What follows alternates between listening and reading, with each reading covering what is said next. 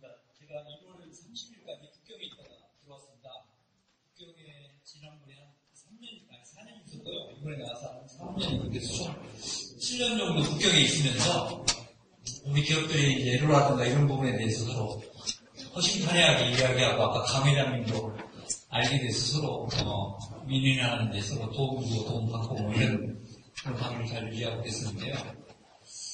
지금 이제 좀 말하면 엄중한 시기인데 사실 이 데이터가 엄중한 시기처럼 안 나와가지고 저희들도 고민입니다. 대중 수출이 지금 3월까지 거의 20% 가까이 증가하고 있고, 그 다음에 이 실제 통관 건수에 비해서 이렇게 문제가 발생하는 건수는 오히려 줄고 있거든요, 사실은. 뭐 좋게 해석하면 겉으로는 좀 하면서 제스처를 취하지만 실제 통관에는 영향을 안 미치는 거 아니냐라고 하는데, 사실 이제 가면서 또 이야기하겠지만 통관의 문제가 일으키는 정도가 사실은 마지막 단계입니다. 그러니까 저희는 기본적으로 사드에 관련된 어떤 제재 내지는 그런 행동을 1단계에서 10단계로 본다면 거의 7, 8단계가 되면 통관에 상당한 문제가 발생합니다. 그래서 오히려 지금 단계는 그 단계보다는 불매 쪽에 영향을 미쳐서 오더가 들어가는 단계에 있는 부분이어서 통계로 잡히지 않는 부분이 있다는 말씀을 드리고요. 또 하나는 앞서서도 아마 그런 이야기 했을 것 같은데, 고민은 뭐냐면 속 시원하게 이건 제재가 아니다라고 구분하면 좋겠는데 그러지 못해요. 지금 여기 오늘 상담회에서 북경이나 다른 데 상담회에서도 됐던 분하고 사장님하고 이야기했지만 중국에서 사드 분위기가 북경 산동성은 표현에 의하면 엄중하지만 상대적으로 상해에서 광동으로 넘어가면 사드가 있나 이런 정도가 현장의 분위기입니다.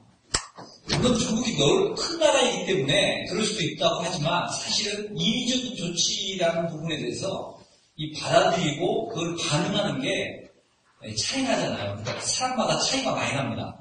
그런 부분 한번 우수 씨가 했는데 안 우수 씨가 일단 말씀을 드리고, 기업협회에 지금 현재 이 관련 애로가 110건이 접수되어 있습니다. 그 110건 중에 31건 가장 많은 게 뭐냐? 돌려보내는 게 애로가 아니고 잡아놓고 있는 게 애로입니다. 그러니까 통관과 검역, 수용하면 중국은 상품 검사를 하고 난 다음에 통관 심사를 합니다. 근데 그 전 단계인 상품 검사 단계, 소위 말하면 질병충국이라는 기관이 있죠. 그쪽에서 진행을 안 시키는 거죠. 사실은 그러면 속 터지는 거죠. 물건을 팔아야 되고, 뭐 창고를 나오고, 뭐 이런 부분이 되니까. 그게 110건 중에 31건이고요. 물론 이거는 자기네가 에러가 있다고 신고한 사람들이 건수이기 때문에 이게 전체를 반영한다고 할 수 없고요. 다만 트렌드가 이렇다는 정도로 참고하시면 됩니다. 또 나머지는 뭐냐? 계약 파기가 29건, 그 다음에 대금결제 지연, 그 다음에 불매. 사실은 불매라는 게 뭐 결국은 안 사겠다는 거하고 똑같은 건데, 그런 의미에서 하나 인사이트를 드리면, 결제적 송금 방식은 절대 피하라는 겁니다. 왜냐하면 중국의 내수가 안 좋은 데다가 빌미를 잡아서 물건이 안 팔린다고 해서 돈을 지급하지 않는 마켓 클레임이 크게 증가하고 있다고 보여요. 제가 중국의 결제 비중을 보니까 중국이 다른 어떤 국가에 비해서도 신용장 결제 비중이 낮습니다. 은행의 지급 확약을 하는. 그 중에 SIT 결제의 부분이 우리가 수출자 입장에서 제일 좋은 유리한 방법이지 않습니까? 일란불이 4%에 불과합니다.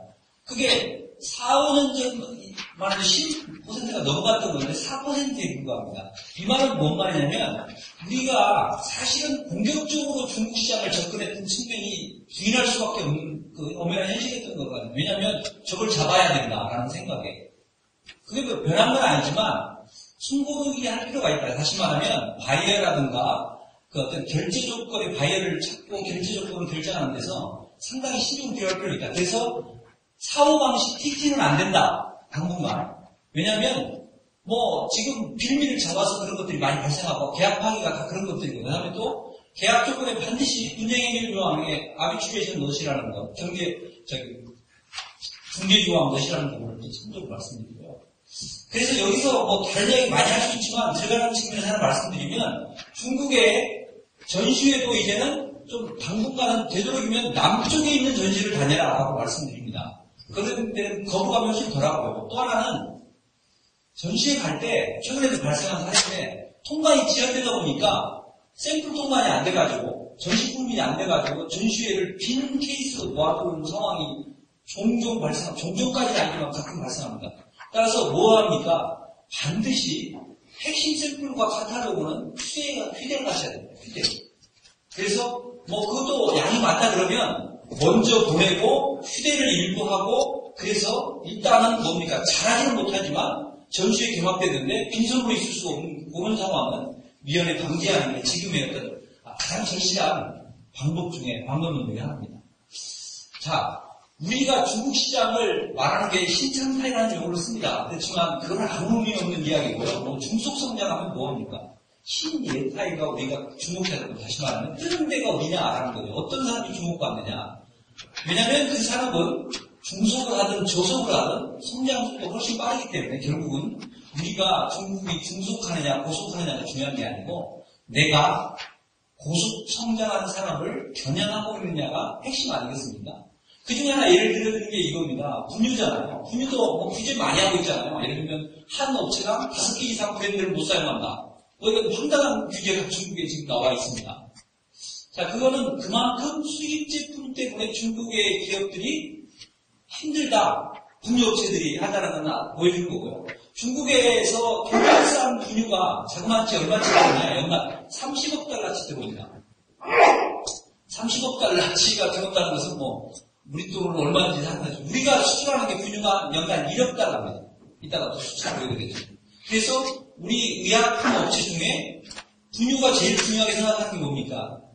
그 안전 내지는 어떤 애들한테 어떤 피해를 안 주는 그런 부분에서 우리 의약품 업체가 중국의 분유 업체를 인수해가지고 실제 지금 또 중국 시장에 진출한 사례도 있습니다. 그런 부분을. 그런 의미에서 우리가 주목해야 될 것은 어떻든 간에 물론 대부분이 소비재의 이야기이긴 하지만 어떤 부분이 커지냐라는 부분. 며칠 전에도 저희가 보고서를 하나 냈는데 연구원에서 제가 진짜 우리 비대 좀 진출해야 된다 해서 보고서를 냈어요. 왜냐하면 중국의 비대가 보급률이 1%입니다. 근데 중국 애들이 다 일본 가고 비대 사갖고 오는데 중요한 문제가 되는 건 뭡니까? 다 메이드 인 차이나를 사오더라는 겁니다. 일본 가서요. 그래서 왜 메이드 인 차이나는 일본 거 사오냐 했더니 그래도 품질 관리는 잘 돼 있지 않겠느냐라고 하는 겁니다. 거꾸로요. 일본 업체가 찡동이나 이런 온라인 사이트에서 기저귀든지 분유든지 일본 제품을 일본 브랜드를 삽니다. 근데 걔네들이 대부분 뭐냐? 일본의 업체가 중국에서 생산한 거예요. 안 삽니다. 60%가 비싸더라도 동일 브랜드를 중국에서 생산한 건 안 사고 일본에서 생산된 걸 삽니다. 무슨 말인지 아시겠죠? 첫 번째 거와 두 번째 거가. 지금 그러니까 업체가 중요한 게 아니고 어디서 생산했느냐가 중요한 부분이어서 그런 것을 우리가 인사이트를 삼는다면 여전히 우리 수출에 대해서 여전히 기회가 있을 수 있다는 걸 말씀드립니다. 왜냐하면 생산기를 가지고 오히려 우리는 브랜드를 가지고 조금 먼저 접근한 측면이 있는데 중국 애들은 생산기를 합니다. 그 이유가 어디서 왜냐하면 일본이면 한국이면 품질 관리가 훨씬 낫지 않겠느냐라는 쪽에 오히려 더 먼저 생각하는 부분이 있습니다. 자, 세계 시장의 46%를 중국인들이 소비한다는 거예요. 그래서 이게 인트로덕션입니다만은 중국의 시장에서 평균은 의미가 없다라는 말씀을 꼭 드립니다. 왜냐하면 우리가 공략해야 될 시장은 중급도 아니고 중상위급입니다. 그리고 또 중하는 8억의 농민이니까 어쨌든 간에 아직은 소비 시장으로서 내지는 우리 제품 가격이 조금은 높은데 그것을 공략해서 이윤을 얻기가 쉽지 않다는 부분에서 이제 그런 말씀 하나 드리고요. 애들 많이 낳는다는 이야기를 들으면서 아까 두 가지 이제 이런 이야기를 드립니다. 분유가 이제 9,900만 달러예요. 그러니까 우리가 연간 중국에 분유를 수출하는 게 1,200억 원이죠. 대충. 그런데 사실은 거의 한 맥시멈 배는 봅니다. 왜 그럴까요? 보따리 무역으로 가져간 부분이 있어서 그 부분을 봅니다. 보따리 무역 통계에 안 들어간 부분이거든요. 그리고 또 하나는 이제 이 기저귀 같은 걸 보면 뭐 1억 5천만 달러니까 거의 뭐 조금 저기 하면 2억 달러, 아니 2천억 정도가 되는 게 우리 기저귀가 들어가고 있죠. 제가 알기로는 유암 킴벌리 같은 데도 이제 기저귀가 들어가는데 사실은 이제 최근에는 이제 중국에다 공장을 만들어가지고 아마 수출에 조금은 대체 관계가 있잖아요. 아무래도 공장을 만들면 이제 그런 부분 때문에 하는데 결국은 중국의 젊은이들이 애를 위해서 살고 또 집을 위해서 산다는 말을 할 정도로 그 부분에 대한 소비가 높기 때문에 이런 부분이 이제 또 하나는 참 이게 최근에 중국에서 이 샴푸나 치약 이런 비누 이런 거에 대해서 린스 뭐 이런 거에 대해서 한국 제품에 대한 선호도가 상당히 높습니다. 가격이 높지 않고요. 나름대로 그 품질에 대한 우수성을 인정하고 있는 거죠. 그래서 사실은 이제 어려운 점은 뭐냐면 치약이 화장품으로 분류됐다는 걸 아시죠? 최근에 중국에서. 그래서 아직은 실행은 안 됐지만 CFDA 인증을 받아야 된다는 겁니다. 우리가 CFDA 인증 받는 게 화장품, 그 다음에 의약품, 의료기구, 그 다음에 보건식품이지 않습니까? 이런 부분이 이게 우리가 상당히 수출 많이 하는데 치약이 작년에 수출액을 보니까요. 한 6천만 불 정도. 그럼 한 600억, 700억 정도 되는 거죠. 그 다음에, 잘못 말씀드렸어요. 치약이 한 3천만 불 정도 되고요. 한 400억. 그 다음에 샴푸가 6천만 불인데 이것도 역시 전형적인 보따리 무역 상품 중에 하는 부분입니다. 그래서 치약이라고 하면 우리가 뭘 준비해야 되냐? CFE 인증 받아야 되는 부분을 준비를 하셔야 됩니다.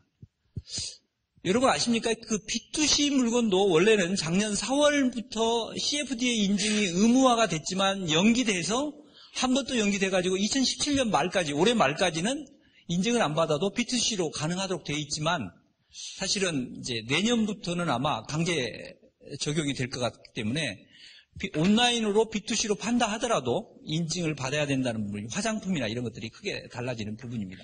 그래서 왜 치약이 화장품이냐 그랬더니 피부에 직접 닿는다는 논리로 설명을 합니다. 그게 유럽 방식이거든요.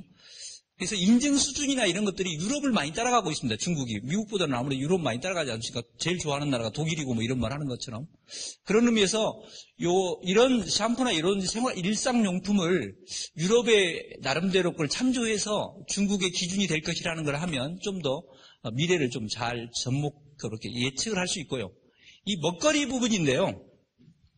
먹거리가 얼마나 유망하냐, 이건 중국에서 사실은 요즘에 한 감정도 있긴 하지만, 사실은 먹거리로서 한국의 그 부분에 대한 것은 다른 데하고 비교할 수 없는 게 현장의 그런 분위기입니다. 그럼 예를 들어주면 이런 거죠. 라면 같은 것도 요즘에 FTA 때문에 라면의 관세율이 확 떨어지고 있지 않습니까? 그런 부분에서 이 라면 같은 것도 라면이 아마 15%인가? 그런데 지금 4.5%가 떨어졌던가요? 그렇게 돼 있을 텐데. 그런 부분이라든가, 그 다음에 또 하나는 이제 대표적인 게 이 조미김에 나중에도 사례가 나오겠지만, 이 김 부분이죠. 김이 한 700억어치 정도가 중국으로 들어가고 있는데, 이것은 제가 보기에는 700억어치는 세 발에 피고, 이 사람이 갖고 들어가는, 이 따이공이라고 하는 이 사람이 갖고 들어가는 부분이 이것도 훨씬 많을 겁니다. 이제 그런 의미에서 저희가 그런 관련 제품을 통계를 이렇게 잡아놨으니까 한번 보시고요. 또 노인 부분하고 이제 이 화장품 관련 부분이 이제 저희들이 주목해야 하는 부분인데, 중국에서 실제 화장품의 실제로 고가가 아니면서 브랜드 인지도가 없으면서 중국에서 잘 팔리는 방법이 뭐냐라고 하면, 여기 보시면 알겠지만 구매 연령이 25세, 30세, 그 다음에 18세, 24세입니다. 그래서 뭘 하고 있냐면, 제가 잘 아는 사장님은 대학가 앞에만 프랜차이즈를 내는 그런 쪽으로 해서, 왜냐하면 우리 제품의 품질이 좋으면서 우리 가격이 사실은 몇 개 브랜드를 제외하고는 사실 좀 중가 가격대가 많이 있지 않습니까? 그러니까 그 학생들, 그 제품대에 맞는 게 중국의 대학생들이다. 대학생 소비 성향이 제일 높죠. 우리 집에서 제일 돈 많이 쓰는 애는 우리 딸하고 아들, 대학교 다니는 애가 제일 많이 쓰고 있는 거하고 아마 비슷하실 겁니다. 아마 중국도 똑같고요. 뭐 부모가 진짜 이 헐벗어라도 애들 가르치는 거 보이는 게 우리보다 더한 게 중국이니까. 그래서 자기 상품이 있으면 혹시 젊은이를 겨냥할 수 있다고 아이템 그룹이 된다고 한다면 대학가 앞이, 왜냐하면 중국은 100% 다 학생들이, 뭐 일부는 아니지만 거의 100% 가까이 다 뭡니까? 대학의 기숙사에서 살고 있지 않습니까? 그게 매년 졸업하는 인원이 뭐 740만, 800만 이렇게 이야기하니까 그런 측면에서 이 화장품에 대한 새로운 마케팅 채널을 이렇게 보여주는 부분이 젊은 층 겨냥, 특히 대학 쪽의 이야기를 많이 하고 있는 부분입니다. 그래서 사실은요, 이렇게 구매 시 뭘 고려하느냐, 브랜드라고 하는데 사실은 우리가 품질하고 가격, 두 번째, 세 번째에서 그 높은 점수를 받고 있어서 나는 유명하다고 보여주는 거고요. 샴푸 치약에 대한 수출 스맥 나왔지만 이 기타 피부 미용 제품에서 10억 달러가 넘죠. 우리 수출액이요. 작년 수출액을 보면. 이런 측면에서 화장품에 대한 부분은 저희가 한 2,000개, 적게는 제대로 된 게 저희 한국에서요, 지금 수출하는 게 4,000개까지 봅니다. 그러니까 모두 다 자기 브랜드는 아니죠. 우리 화장품 업체 중에서 과당 경쟁 내지는 조금은, 그래서 이제 통관관상에서 문제가 많이 발생하는 부분이 또 거기도 있습니다. 이 통관에서 최근 3년간 중국이 들어오는데 문제가 있다고 해서 반송하거나 폐기한 건이 3년간 한 10,000건 정도 됩니다. 그런데 이걸 보면 우리는 그러면 진짜 중요한 게 이제 우리인데 요 앞이 2017년이고 2017년은 올해 1, 2월만 넣은 겁니다.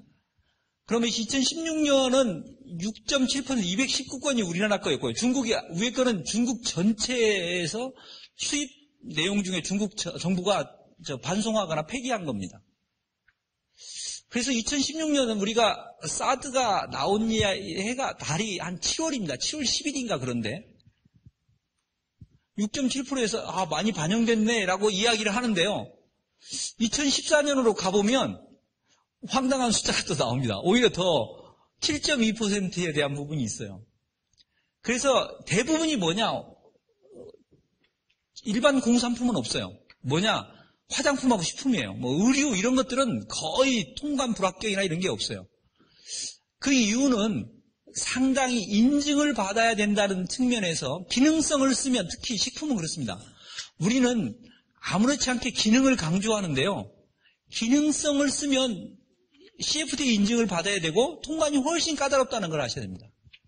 자, 그런데 인증도 받아야 되고 상당한 시간이 걸리는 동안 마케팅을 그러면 안 하고 가만히 있어야 되느냐? 최근에 이제 생식을 하시는 분이 계시거든요, 중국에. 대안은 이겁니다. 포장지나 일절 기능을 표시하지 않고 마켓 테스트를 합니다. 왜냐하면 초장부터 엄청난 오다를 내서 중국의 시장을 뿌릴 수는 없잖아요. 시장을 알려야 되고, 그렇지만 바로 지금 알려야지 2년 후에 알릴 수 없잖아요. 인증받은 다음에. 근데 인증에 대해서 또 상당한 비용과 시간이 많이 걸리니까 대안은 뭐냐? 그 부분은 판매자가 구두로 설명하게 하고 포장에서는 기능을 일단 표시하지 않아서 일반 식품, 즉 기능을 표시하지 않은 일반 식품으로 집어넣는 겁니다. 그러면 통관상의 애로가 확 줄어듭니다. 확 줄어든다면 그러니까 인증이나 이런 게 필요 없어지는 부분이 발생합니다. 그게 왜 필요하냐면 그런 제품은요, 어쨌든 간에 마케팅이 일반 마케팅보다는 점조직 형태의 나름대로의 그 구두 마케팅이 필요하기 때문에 그런 부분을 설득해서 들어가는 부분이 이 식품 쪽에서는 요즘에 하나의 또 대안으로 떠오르고 있고요. 화장품은 요즘에 화장품에서 문제가 많이 발생하는 이유 중에 하나가 들으셨는지 모르겠지만 이 샘플 때문에 그렇습니다. 뭐냐면 샘플은 덤으로 주는 건데 무가 상품인데 인증을 받아야 되느냐 논란이 있어요. 옛날에는 안 받고도 통관이 됐다고 합니다. 그런데 지금은 샘플도 사람이 쓰는 거 아니냐, 똑같이 안전 기준을 맞춰야 된다는 측면에서 덤으로 주는 샘플도 반드시 인증에 관련된 서류를 요구하기 때문에 통관에 관련된 것들이 많이 발생합니다. 또 하나는 2015년에 화장품 관련 뭐가 바뀌었습니까? 관련 그 성분 표시 그런 것들이 많이 바뀌었거든요. 그게 작년 12월 5일부터 실행에 들어갔습니다. 그러면서 어떤 문제가 발생했느냐? 기존에 우리들은 이런 거죠. 인증을 신청하면 신청일 현재의 기준으로 인증을 실시한다고 생각하는데 중국은요, 인증하다가 기준이 바뀌면 그날부터 그 기준으로 인증을 다시 실시합니다. 다시가 아니고 다시 반려를 시키고요. 그 기준에 맞춰서 내라고 합니다. 그래서 작년 11월, 12월에 인증을 받다가 중간에 있는 기업들이 다 반려를 받았습니다.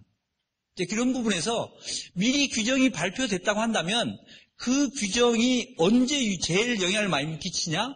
내가 인증받을 때 영향을 끼치는데 인증이 끝날 때까지 영향을 끼치기 때문에 그 전에 그 발효 기준이 지금 신청할 때 기준은 아니라 하더라도 그런 게 있다고 한다면 그 발효될 거에 기준에 맞춰서 서류를 내는 부분이 필요합니다. 아까 이게 이제 사드 관련 부분 이야기하는 겁니다. 7월에 발생을 해가지고 61건이 나왔어요. 그래서 저희가 막 북경지부에서 저희 사무소에서 막 불이 나고 그랬어요. 뭐 전화가 많이 오고 그래서 뭐 어떤 것 때문에 그러냐. 그래갖고 저희가 그런 뭐 원인이 뭔지 이렇게 다 분석해가지고 국내 언론에도 내보내고 뭐 다 했는데 한참 하고 나니까요. 그 다음에 이 7건으로 줄어들어 버린 거예요. 그리고요, 더군다나 더 완화됐다고 하는 올해 2월 달은 한 건밖에 없는 거예요. 그래서 결국은 이런 부분이 오히려 불합격이 더 큰 거냐? 아까처럼 불합격은 안 하고 그냥 세관에다 잡고 있는 게 더 문제냐? 요게 이제 사실은, 왜냐하면 세관에서 잡고 있는 건 여기 통계에 안 들어가거든요. 그래서 엄중하다는 부분에서는 그러니까 이 건수가 사실은 트렌드를 반영할 수 있지만 또 이것만 믿을 수 없는 그런 부분이 있습니다. 왜냐하면 다시 말씀드리면 통관 보류하거나 통관을 억류하고 있거나 이런 부분은 또 여기 안 들어가니까요. 그래서 나라별로 보면 지금 중국이 대만하고 사이가 안 좋죠, 상대적으로. 왜냐하면 정부가 좀 이렇게 중국 정부하고 이렇게 같은 맥을 하고 있는 그런 나라나 그런 뭐라고 하나요? 정당이 집권하고 있는 건 아니기 때문에 이제 그런 부분인데 보면 대만이 1등이고요.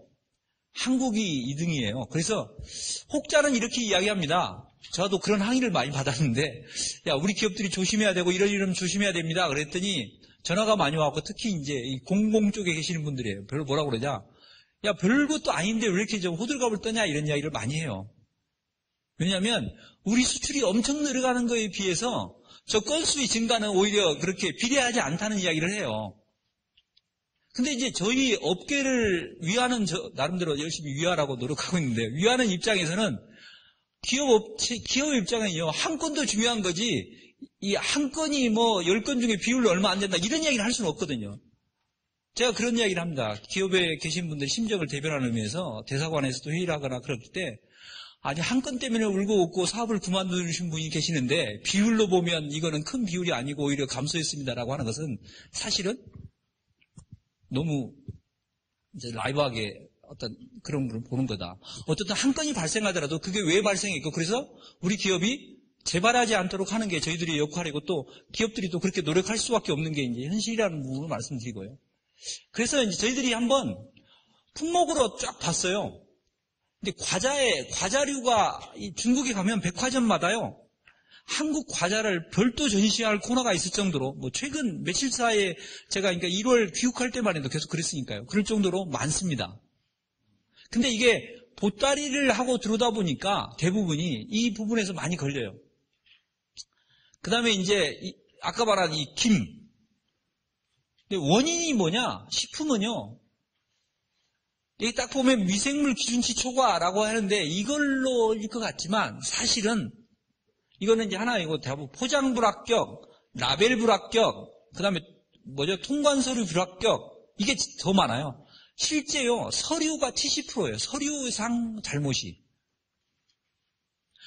아까 혹시 그런 이야기도 했는지 모르겠는데, 저하고 아까 강 회장님하고 점심 먹으면서, 중국에 들어오면서 피 때문에, 부산 때문에 문제가 됐다고 하는 부분을 이야기했을지 모르겠어요. 아마 이야기했을 것 같은데, 그런 거죠. 포장지에는 부산이라고 피라고 쓰고, 통관 서류에는 B라고 쓰고 이런 거예요. 예를 들면. 근데 평상시는 문제 안 되죠.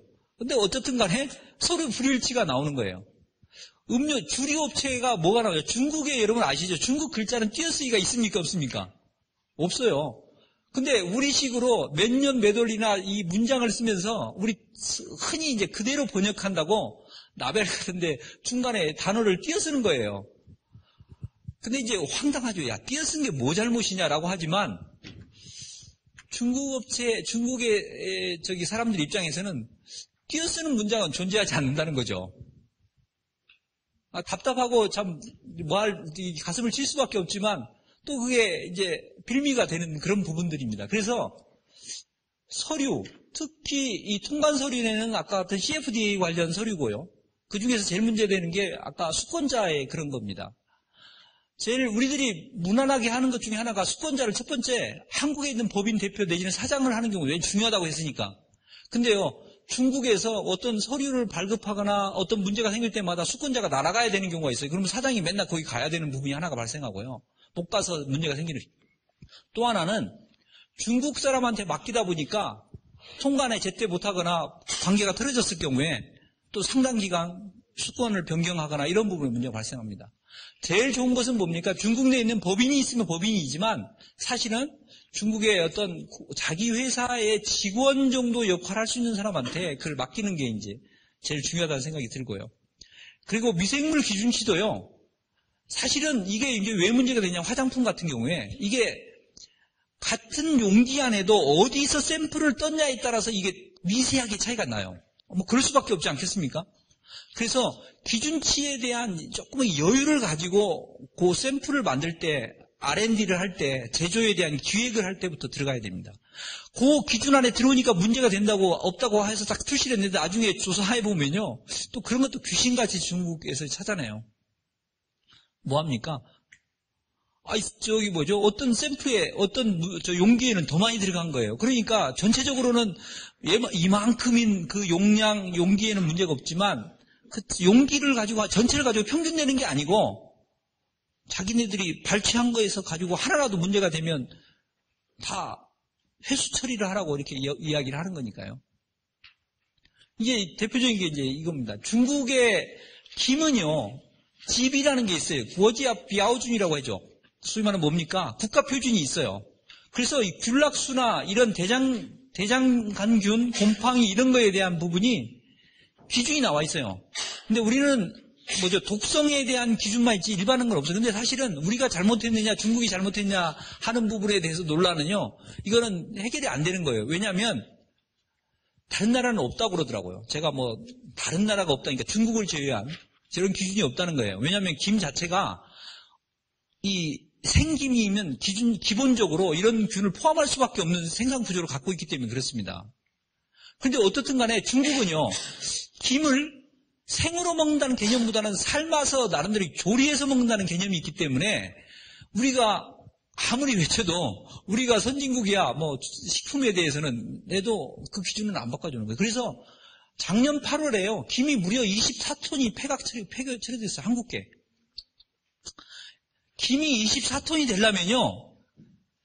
제가 보기에는 여기 다는 아니겠지만 하여튼 아시잖아요. 김이 24톤 되려면 무게로 어느 정도 돼야지. 이제 눈물 날 일이죠.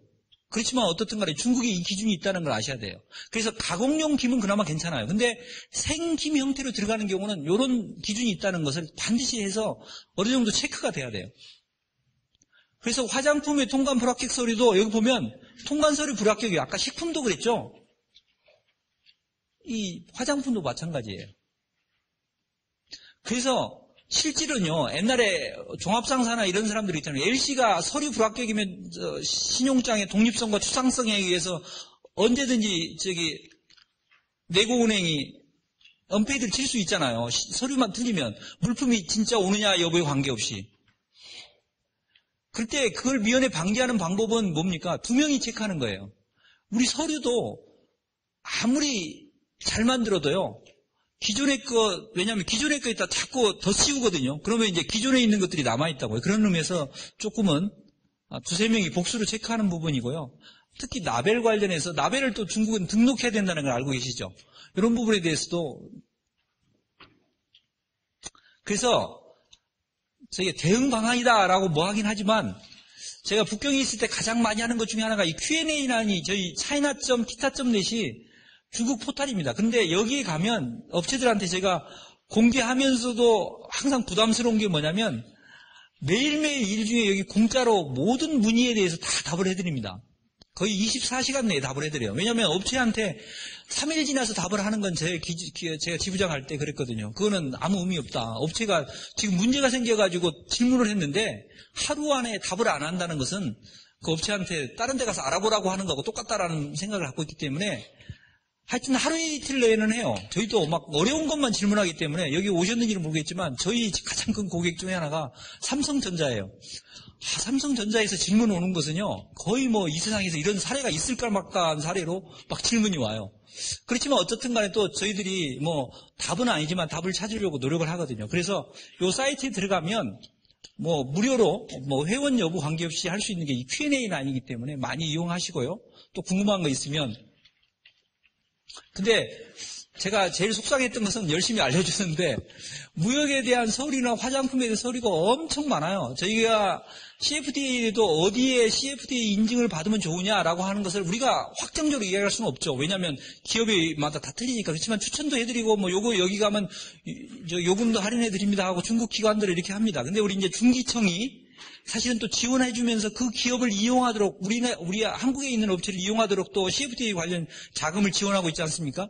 이제 그런 것 때문에 많이 어려움이 있겠는데 중요한 것은 뭐냐? 사실은 CFDA 같은 것들은 우리가 조금 시키는 사람도 좀 알고 시켜야 되지 시키는 사람이 업체에 다른 데 외주 준다는 생각으로 하게 되면 이 컨트롤이 안 되고요. 또 특히나 수입상한테 맡기는 건 조심하셔야 됩니다. 왜냐하면 수입상은 딴 마음이 있기 때문에 자기네들이 CFDA를 받으려고 하는 거거든요. 예를 들면 자기가 수권자가 돼버리면 우리 제품을 우리 마음대로 수출을 못하게 되는 부분도 발생합니다. 그래서 자금에 어느 정도 여유가 있다고 한다면 자기 자금에 의해서 진행하는 게 낫고 없으면 중기청의 지원 자금을 받으셔가지고 또 진행하는 부분인데 수입상한테 맡기는 것은 조금은 아닌 것 같은 생각이 듭니다. 물론 전략적 제휴가 있어 상대방이 확실하고 나름대로 어떤 부분이 필요하다 그러면 아니고요. 하여튼 아까 말한 1년 6개월, 8개월에서 1년 6개월 걸린다. 그런다면 식품이라고 한다면 기능성을 빼고 테스트 마켓을 해보는 것도 좋은 대안이다. 왜냐하면 그 기능성을 빼면 CFD 인증을 안 받는 일반 식품이 되기 때문에 그렇습니다. 자, 그래서 이렇게 철저하게 체크해라라고 하는 부분인데 아까 이야기했지만 지금은 이런 거죠. 결제 조건에 조심하셔야 되고 마켓 클레임 관련해서 요즘에 많이 들어오는데 결국은 이 조항을 넣으면 됩니다.